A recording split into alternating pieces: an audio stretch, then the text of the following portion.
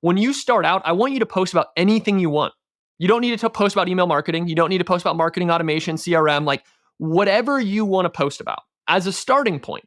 And then each week we reviewed two things: how many views and impressions were kind of coming in, and also how many inbound DMs or actual like messages of intent were coming in.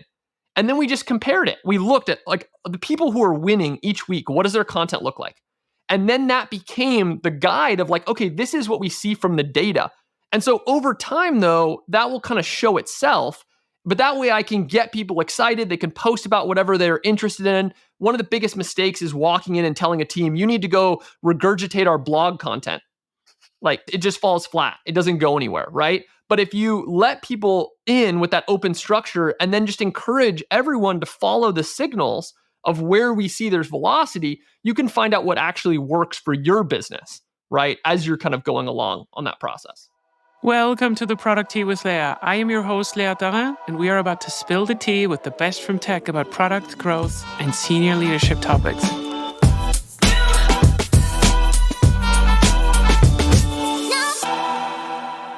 Welcome to the Product Tea, everyone. With a playbook that turns heads on LinkedIn and Quora, he does not just push the envelope, he practically invents new ones. Imagine booking your team on hundreds of podcasts as just another Tuesday.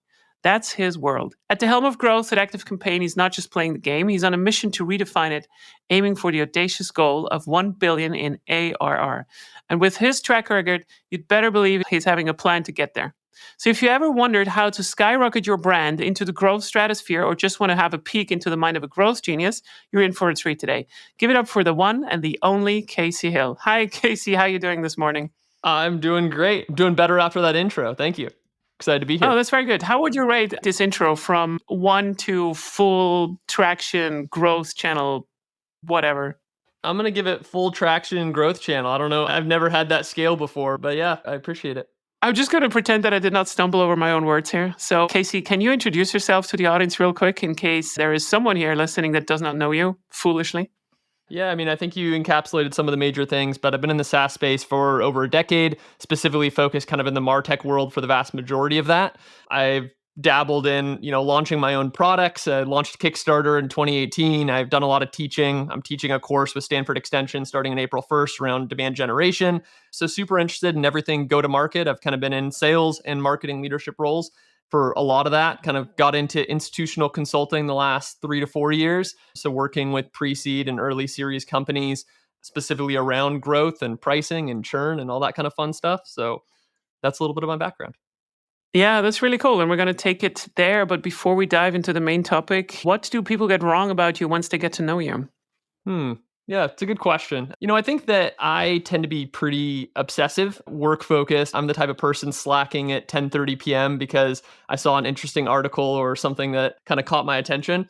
So I think that sometimes people assume that I kind of like don't take any breaks and I'm just kind of constantly on. But I do. I do enjoy reading. I do enjoy getting outside and getting into the wild a little bit. But I think also I just genuinely love SaaS and the ability to build products that are transformative and change the world. I think I'm kind of like maybe one of those rare breeds. I'm not looking for just finding the side gig or finding the passive income stream or finding that kind of like perfect work-life balance. I am very interested in trying to do things that I feel like are going to be transformative in the years ahead. And that's just always something that has excited me and something that kind of drives my energy streams. So I'd say that. Yeah, I think this is why we're probably going to get along, because probably my entire team just went like, oh, yeah, okay. He's like, Leah, that's good. She's also messaging me at 10 o'clock or 11 o'clock in the evening, like, oh, look at this cool shit over there. So this is what's happening from my side as well. All right, let's jump into the main topic. So one of the reasons why we got in contact is that, first of all, I think that you are really underappreciated on LinkedIn about the stuff that you post. And I'm not just saying that, right? So I think it goes quite a long way to say this about you, that you have very actionable stuff in topics that are quite difficult right now. And that is demand generation in channels that are just completely flooded by new technology, new processes, new market environments. And so we have AI, we have the interest rates going completely haywire, we have layoffs everywhere. Everybody tells you that sales is dead. Everybody tells you that outbound is dead. I'm very sorry for this, Casey, but like, why do you still have a job? I thought emails and like everything is dead. Like, what is happening there? I think, would you subscribe to that statement that it's completely dead? It's funny.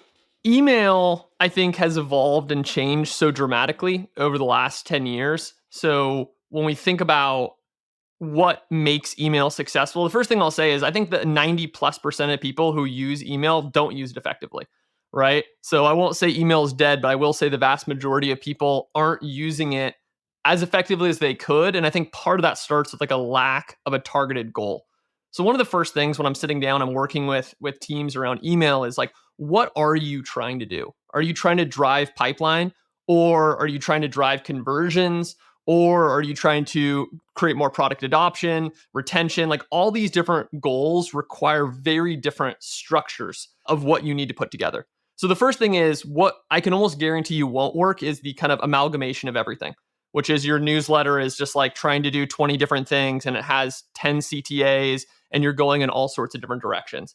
I think that the larger you get as an organization, the more that you can do bottom of funnel content. When I came into Active Campaign, which is about 1,000 employees, one of the things that amazed me was how much revenue we drove from bottom of funnel, just like linking out to third party articles, linking out to reviews, like direct kind of push style stuff, which I hadn't seen used nearly as much as Active Campaign. And Active Campaign was driving millions of dollars a year with it.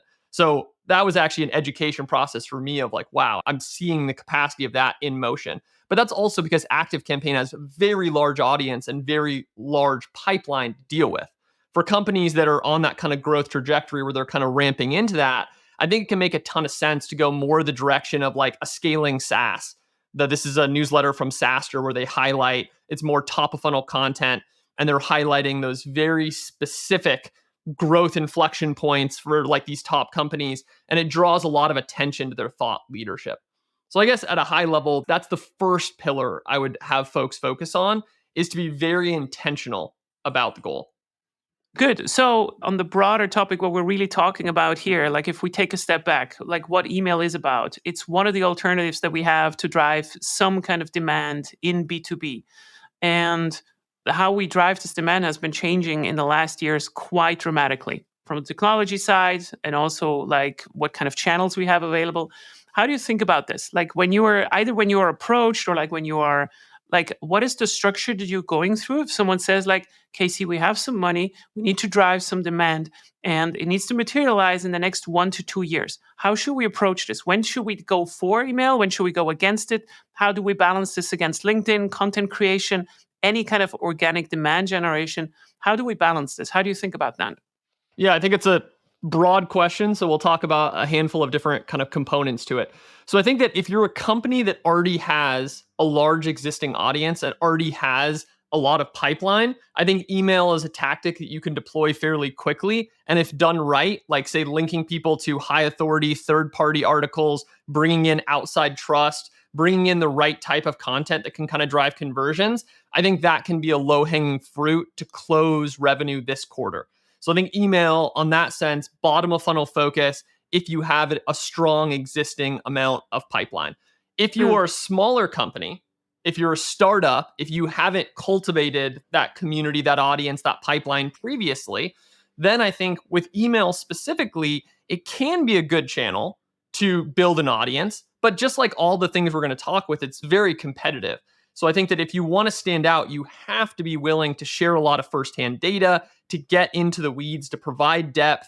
I point people towards newsletters like Growth Unhinged, Mostly Metrics, Scaling SaaS. These are all B2B newsletters that I feel like do a good job of providing a lot of depth, a lot of specifics, and a lot of context. And I think all three of those serve as top of funnel newsletters, meaning that they're generating that demand, they're bringing in eyes off the top. And I think that can be the type of thing that it will take longer. You're going to need to look at subscriber growth and you're going to need to look at that over time, over often multiple quarters as you build that asset up. I think it's a mistake to get promotional too early with an asset like that.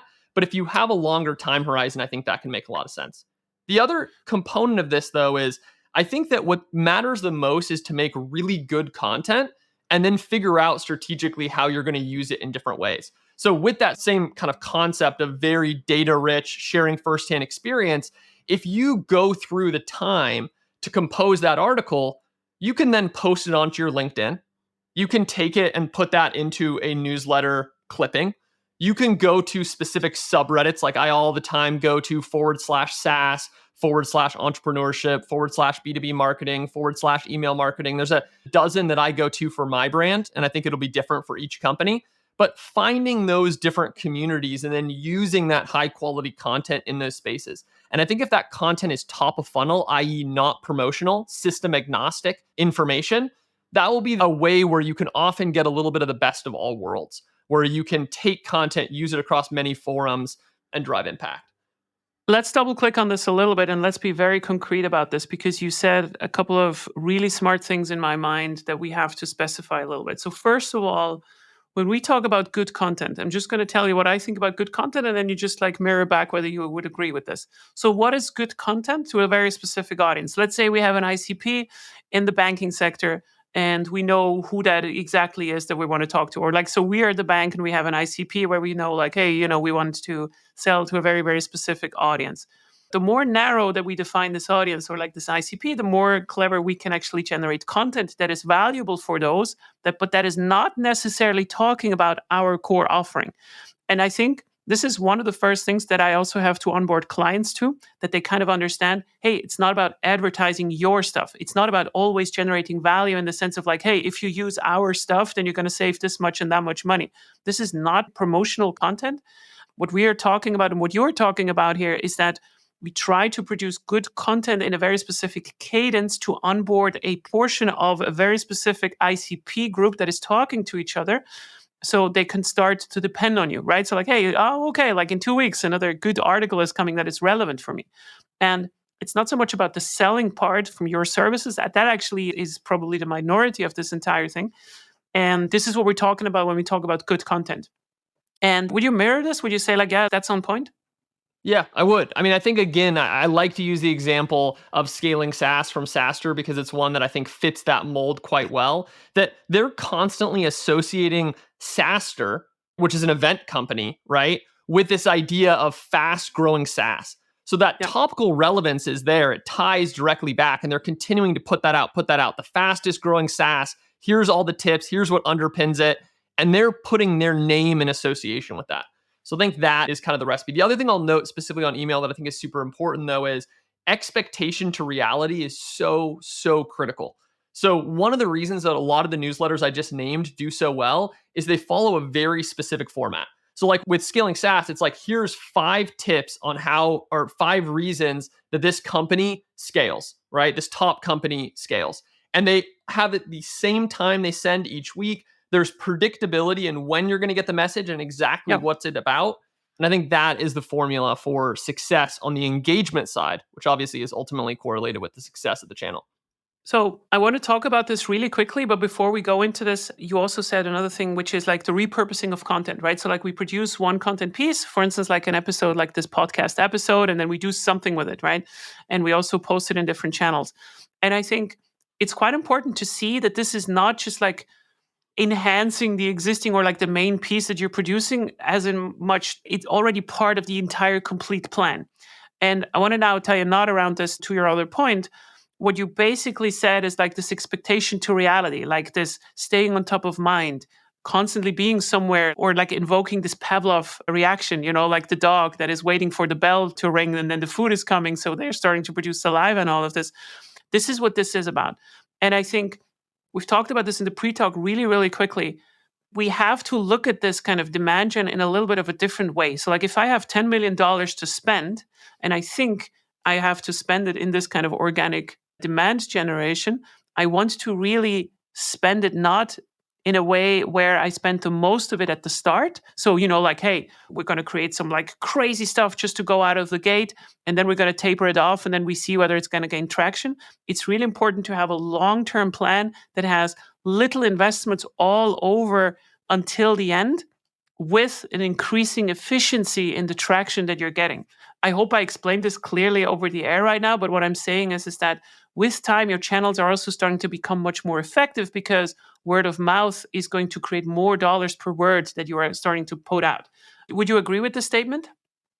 Yeah, I think you need a combination of short-term wins and long-term wins, right? And I think that, one of the things that happens is if you have a heavy ad-based strategy, you're going PPC, SEM, the challenge Yep. is when you turn that off, you tend to go back to ground zero.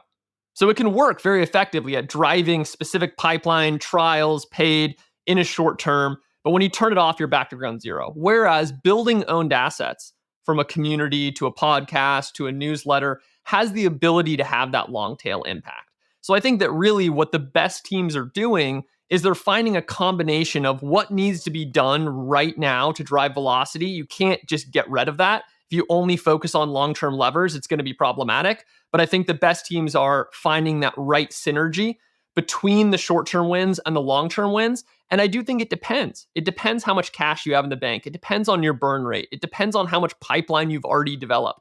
All of those factors are individual to businesses and might shift the percentage of effort and investment that gets put into short term versus these slightly longer term initiatives that you might be pushing. No. So I think it's quite interesting because I have different scales of companies that are starting to implement their first growth team. And let's just assume when we talk about growth, we talk about this side of demand generation where like this is the first time where a company kind of dips their toes into the water, where they kind of try to get like this kind of experience in, right? Like they're listening to this podcast, they're like, hey, we have an entire growth team and now we need to decide what they're going to do in the sense. And now we want to approach this. So let's say we have exactly what you said, right? So like we want to have some kind of a picture of like short-term versus long-term goals. How do you think about the different channels and what would you say is more of a long-term channel and why? And what is more of short-term for, let's say, like a normal scale up, 100 people, not a huge brand. We're not talking about Nike or Adidas or anything like this. We're talking really about the normal tech startup that probably not a lot of people have heard about. So we're really starting to think about brand building. We have the time, we have to burn. All of this is kind of fine. How should we structure this now from the ground up? Yeah. So I think that in terms of short-term plays, there's a few. So I obviously talked about ads. That's kind of an obvious one. I don't think we really need to go deep there. Other No. things are things like partners and influencers. You can often pay an influencer around specific initiatives, around specific asset creation, and you can see whether that's going to work relatively quickly. I always encourage folks to work on longer term structures, whether that's quarterly or annual with influencers. But that being said, I rarely see situations where within the first quarter of working with an influencer, you haven't seen the signal of whether that's going to work or not going to work. So I think you have ads, you have influencers, you have even things like podcast guesting, actually, interestingly enough. If you guest on 100 podcasts, it takes some time for those episodes to release. But within the time window when the majority of those release, you should be able to see direct impacts. At my past startup I worked at before I came to Active Campaign, our third highest attributed source consistently every single month was from podcasts, direct attribution on intake. We asked people how they heard about us, and that was steady. And that came from a concerted drive to push podcasts. And that showed up pretty quickly once we reached that saturation point. So I think those are like a couple of examples of things that can move quite quickly and that you can kind of orchestrate or organize around. In terms of longer tail, I think the three that kind of hop to mind are the ones I think I mentioned earlier, which is like building a community takes Mhm. time. You have to look at the right leading indicators, but creating that network effect, creating the kind of the stickiness within it takes a long time. Building up your own podcast. So in contrast to guesting on podcasts, when you're building your owned asset, that absolutely takes time. And the best ones typically are like it's a year plus when they're really starting to get a lot of momentum, especially if they don't have a lot of other shows they've launched before that kind of are providing that existing base to feed into. So I would say that one. And then newsletters. Newsletters tend to, especially if they're top of funnel focused, also tend to be a lever that takes time to build up over time. So those are three short term and three longer term levers on kind of the growth side. How do you think about combining these two? So, like we were also talking about this really briefly. So, let's say, okay, we have community, we have building your own podcast, we have newsletter. These are all long-term projects. So they also have a slower ramp because there's a lot of competition out there, and building an audience is probably, it's a slower ramp, of course. So we cannot just like increase spend and then we have more people. But how do you think about shortening kind of like this first period of also like I don't know, for community it starts to be a little bit difficult though, but like I think for newsletters and building your own podcast, how should companies think about just like shortening the first kind of 100 subscribers, so to speak? Is there value in like increasing also your paid spend just like to get over this initial hump? Or do you say like, hey, like just test it for like 1 or 2 months and see if there's some signals before you start to invest a little bit harder? But how do we shorten like at least the first, like how do we optimize the first 6 to 12 months of anything? Yeah, it's a great question. I would lean towards encouraging teams to invest in production value versus investing in paid spend directly to the asset at the beginning. That would be my preference. Meaning that if you're going to launch, let's say a podcast, I would rather have there be polish in the production value of that, in the landing page that people go to, like all of those components. I'd rather you spend your $5,000 MVP investment there then go spit out the episode kind of bare bones and run $5,000 worth of Facebook ads. I think that these spaces are highly competitive. So anything you can do that allows you to just stand out and get your foot in the door, once they listen to the content's either good or it's not good, right? And you create your stickiness and your word of mouth through that. But what you're kind of talking about in that very beginning inflection phase is how do I get people to even pay attention to this?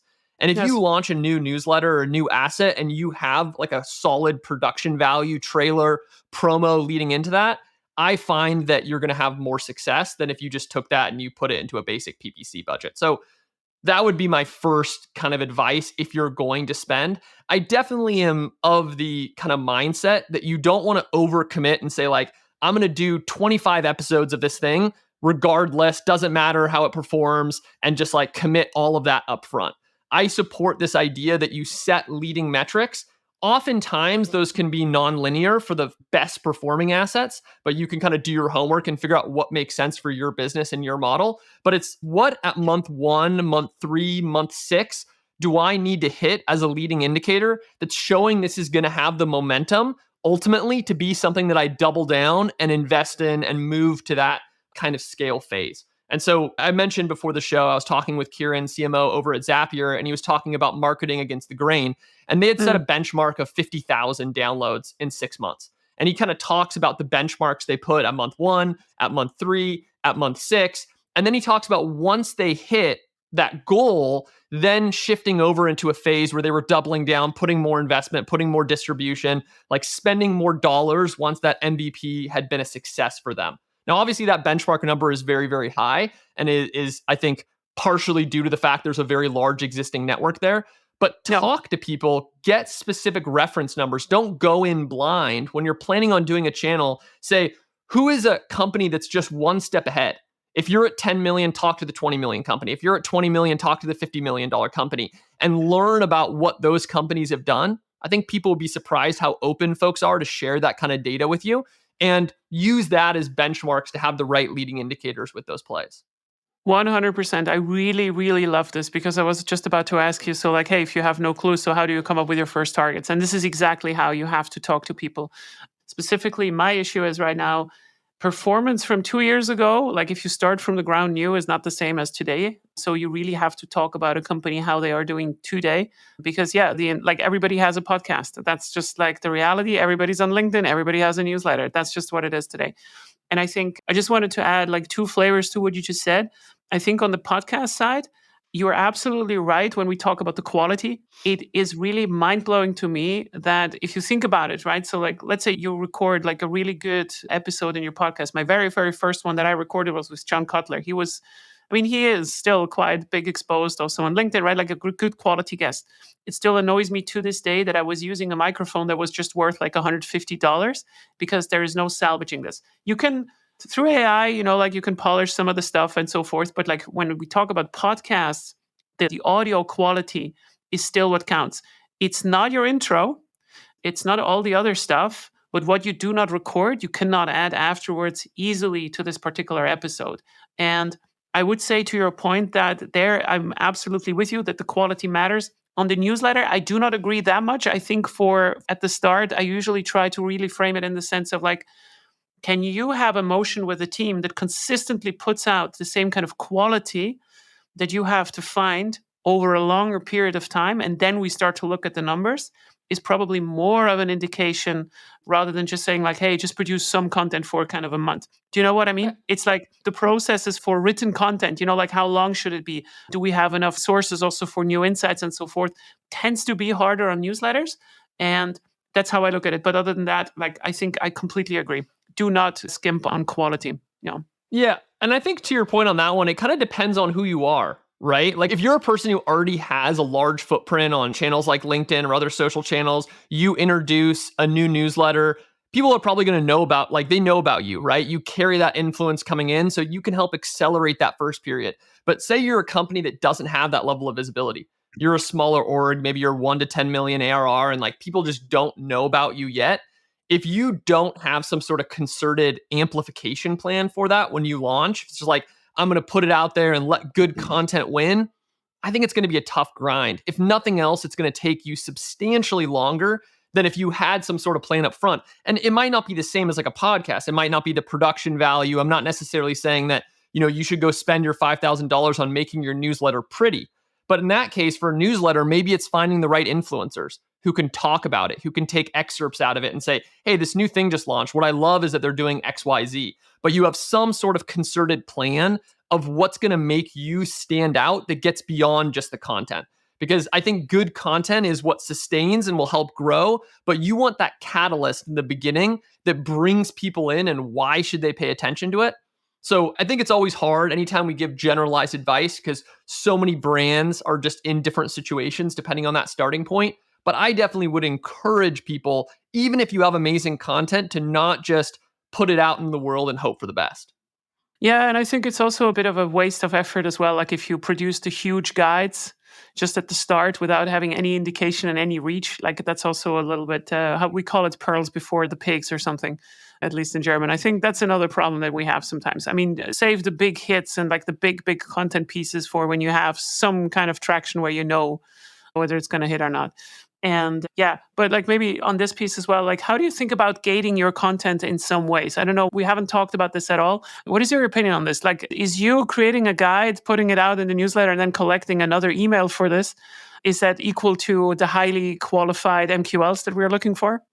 Yeah, it's a good question. I think in general, this idea that existed several years back of like lead magnets, or people would put out like industry reports or best of whatever and got people to opt in, I think that's very, to a large degree, faded. I think that the expectation now for those types of things is that people can just access the content. And it's funny that the people who even lean the most into this, like the Shopifys, who were like, that was like a cornerstone thing they did, you now see that they're like, yeah, you can opt in for it, but we'll also give it to you if you just like scroll around and try to find it. So I think that when it comes to lead magnets, most people are kind of ungating that content, if you will. That being said, I think the expectation for a newsletter opt-in specifically, if it's like join this new series, obviously like you're collecting emails in the beginning for that. I would say in general, because one of the biggest barriers around any new thing you launch is trust. In this market, there's so much content, there's so many people doing these things. Like the first thing you need to ask yourself is, why should I trust?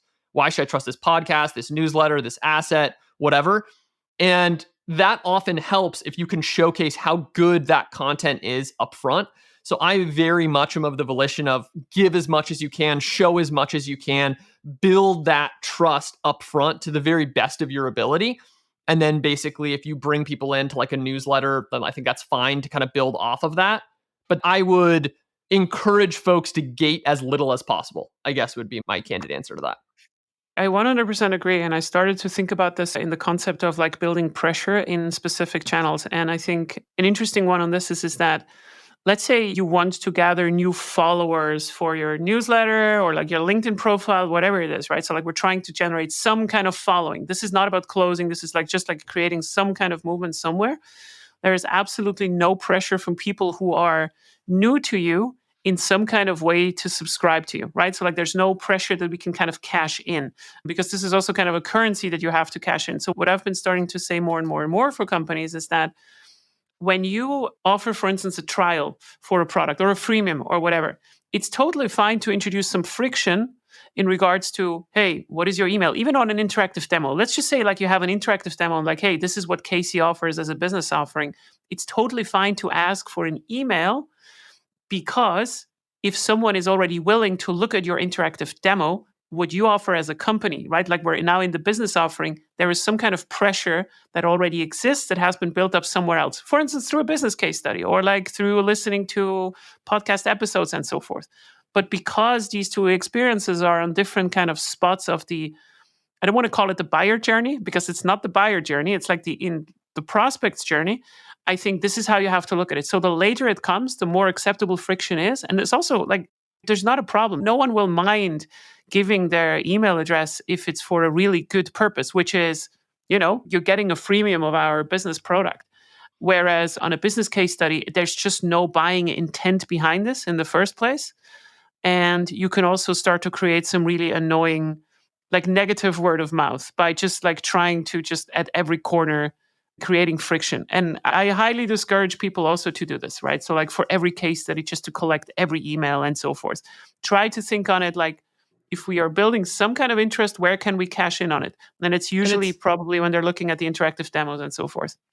Yeah, 100%. And it's a little bit of that like demand creation versus demand conversion conversation, right? Or demand creation, you're trying to seed this new thing. So like for instance, let's say you have a partner manager, they've never dabbled in influencer marketing before, but you present some sort of detailed walkthrough with a brand who scaled up their partner motion with influencers and they weren't even thinking of going influencers, but now they're kind of like, okay, that's actually pretty interesting. And you've kind of captured some interest. That's completely different from I need a help desk tool. I'm searching around for it. So I'm then going to go watch the interactive demo and opt in for it, or I'm going to go, actively try to seek out that thing. So I think that's well said. And this kind of goes into as you build any kind of content strategy, where do you sit on that matrix? Like one of the ways I kind of often frame this for folks is I talk about this example was originally used on social, but I think it can apply to a lot of things where I say 5 degrees of content. And those 5 degrees kind of operate like this. So first degree of content, think of that as the most bottom of funnel. So in my case, if I was to post on LinkedIn and I post how Active Campaign compares to HubSpot, super, super bottom of the funnel style of content, right? That only speaks to a small portion of people with very high intent. Secondary degree content, a step above that, I'm talking about, say, marketing automation. I'm still pretty dang specific, but I've taken at least one extraction up and I'm a little bit more system agnostic with that. Third degree content, which is kind of the sweet spot, it's where I post the majority of my content, would be even one level up from that. I would talk about email. How do you monetize email? How do you drive results from it? How do you build organic growth engines? Email could be one of those, but that might even encompass a lot of different other areas. So third degree content is what I think of conventionally as thought leadership, is what people often call quality thought leadership. Fourth degree content, a level that even sits above that, is things that might be just generally business related. So if I'm talking about hiring, if I'm talking about pricing, I'm talking about these things, they don't really have any direct connection to Active Campaign, but they are applicable to a very wide array of people. So they can bring in a lot of eyes of people, if that content is quality, that are like, hey, Casey knows about these areas, and that can then generate a lot of followers. So again, as we're going kind of up the funnel, we're speaking to a larger group of people, but potentially with slightly less relevance, right? And then fifth degree content is what I call like the purely personal, like, hey, I just went on a vacation with my family and it was awesome. And I now feel like I'm a new person, right? That type of content, I think a lot of times people think is useless, but I actually disagree. I think some people have built strong personal connections in with the audience and they relate to a lot of people, and that can work for certain types of brands if it's consistent. But each of those degrees of content, I think, speak to a different application, like a different focus, a different goal layer, where one is building awareness, building connection to me. And then as you're continuing to kind of go down all the way to, I'm taking people that are already very interested and I'm trying to get that person to pull the trigger and go with my solution. I think this is incredibly interesting because we're doing exactly the same thing when we talk about how do you onboard someone onto your product to actually buy, right? Like we also try to kind of separate this journey between, oh, I don't know you at all, between, hey, now you have to buy, which is the old sales-led way. We try to separate it into different steps, right? So like there's a freemium, which is your stage 5, whatever you want to call it, right? And then you have a trial, which is maybe stage 4 and so forth, right? So we start to kind of trigger this a little bit different. And here's an interesting question in this regard. Do you also try to separate the tracking of these different types of content? So let's say we have a newsletter and we're starting to also categorize like what kind of content we produce? Like, so this is 1, 2, 3, 4, 5. Do you also separate the reporting for this? Because if we just look at the general reporting, then we usually get the impression that this stage 5 content is performing the best because it always has the most it has no conversion power, but it reaches the most people. Like for instance, memes.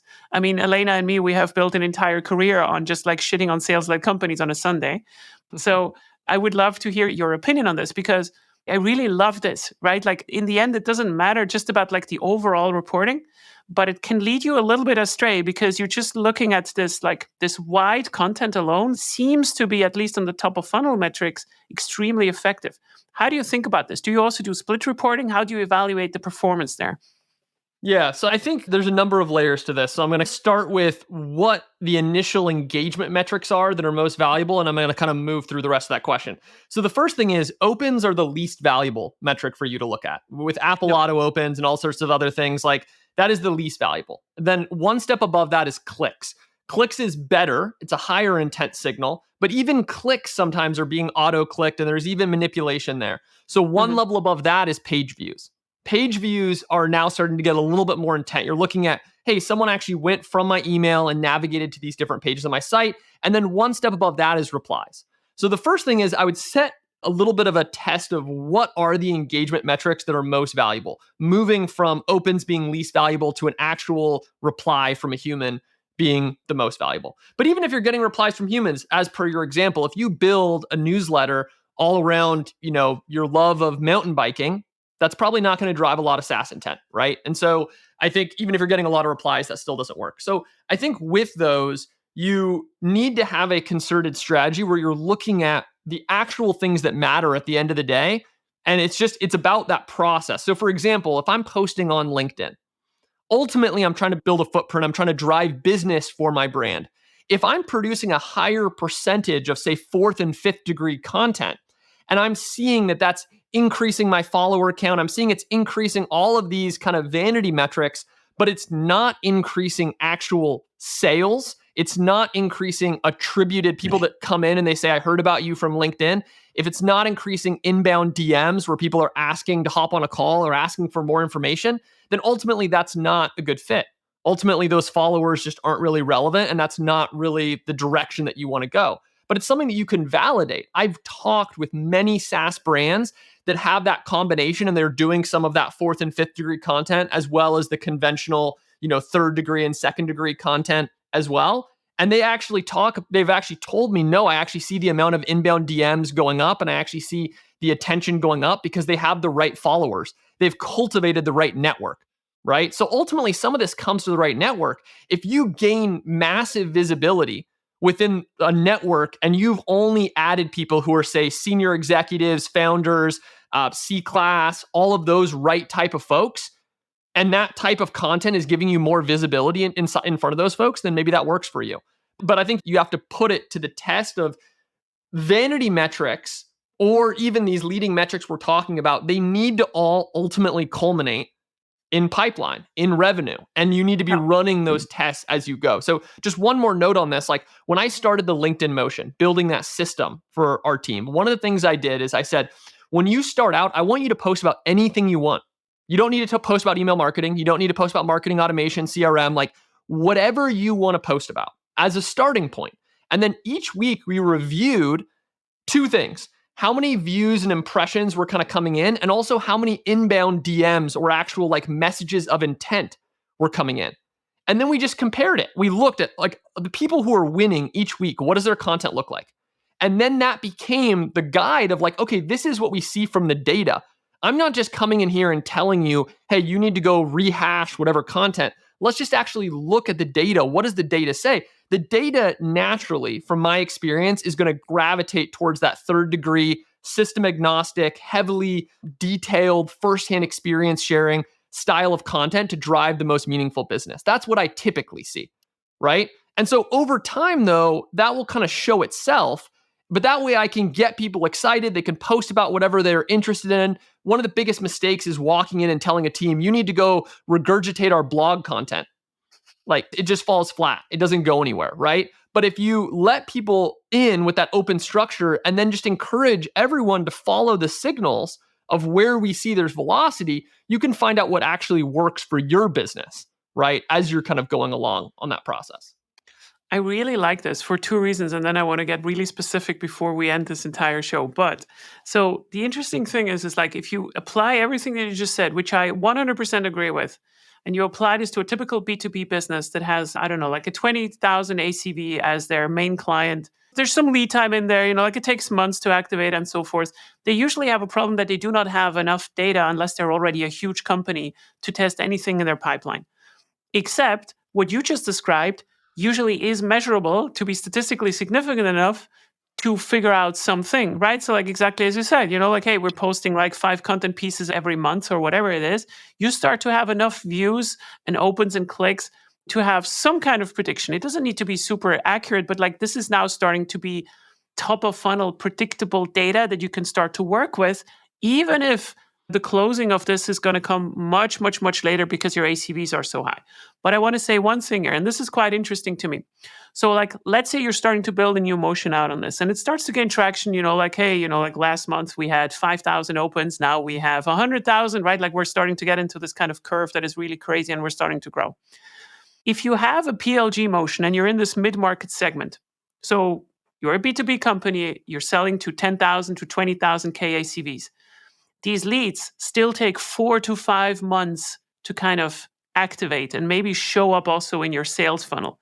So sometimes this motion is already working, but you're not noticing it because they have not converted yet into people who pick up the phone and then call you. So it can take time, like from your content, like to build up, like to convert someone to actually go into your freemium. And then because you have a freemium, you're also kind of delaying like this activation process a little bit, which adds another 4 to 5 months to this.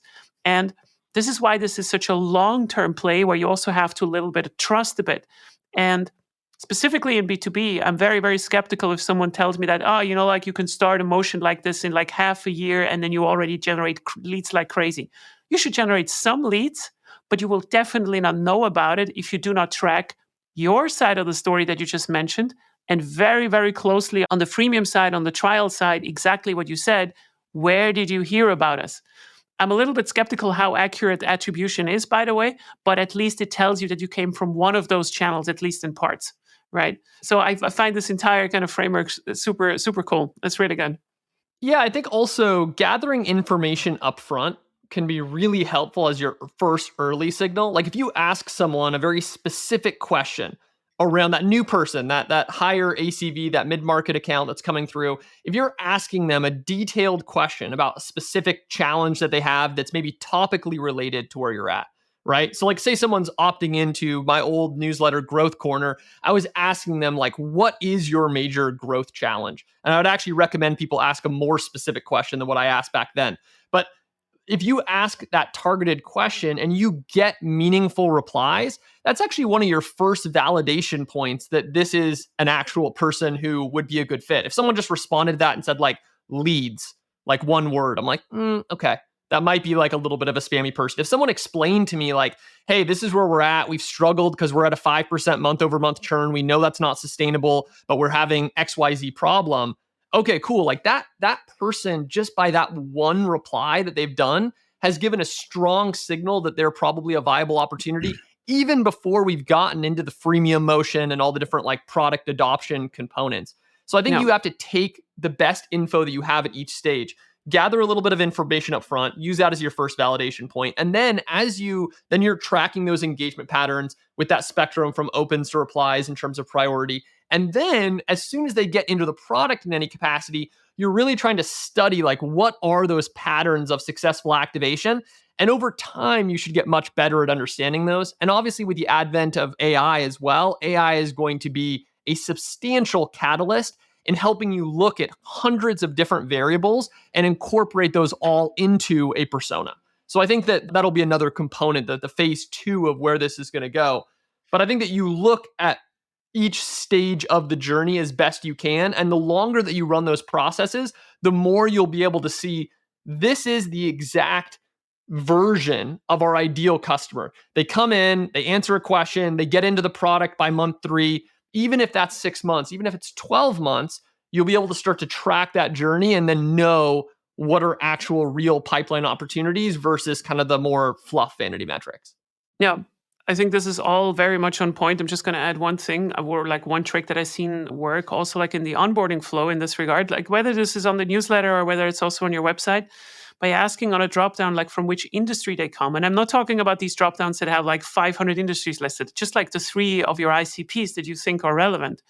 This is very important data to connect because you might also start to notice that specific industries are starting to behave different in your product. Like, so for instance, construction workers are just using mobile phones all the time, which is very, very real and completely different to some other ICPs that you might have. And the interesting thing is by you asking this question, you also give a feedback back to the person who is now in your onboarding flow, whether they are actually the correct fit for your product. This can also sort pipeline. So we don't want to destroy leads, but sometimes this is also a problem that we just have, like a fuzzy kind of targeting. We're attracting the wrong ICPs that we do not really want to talk about. And sometimes we can really filter them also by industry. So combining these two things together, that can actually work quite well in my experience. Yeah, I think you're right. And I would add one layer of nuance there, which is because people often ask, if I'm just going to ask one question, what should I ask? Should it be role, company size, industry?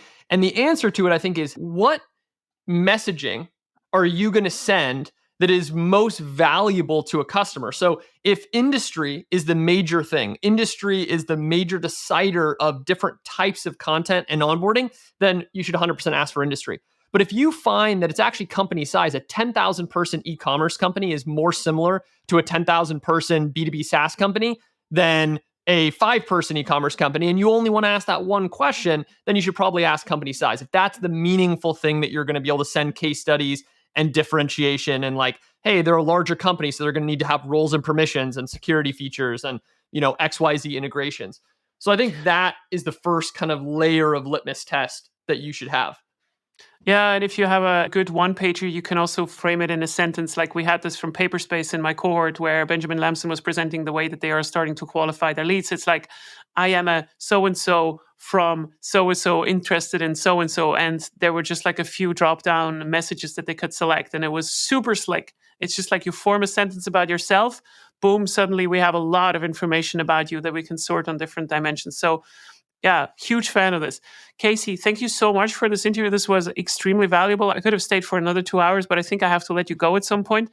Do you want to let the audience anything know? Like, how should they get in contact with you? Do you want them to get in contact with you? How can they reach you?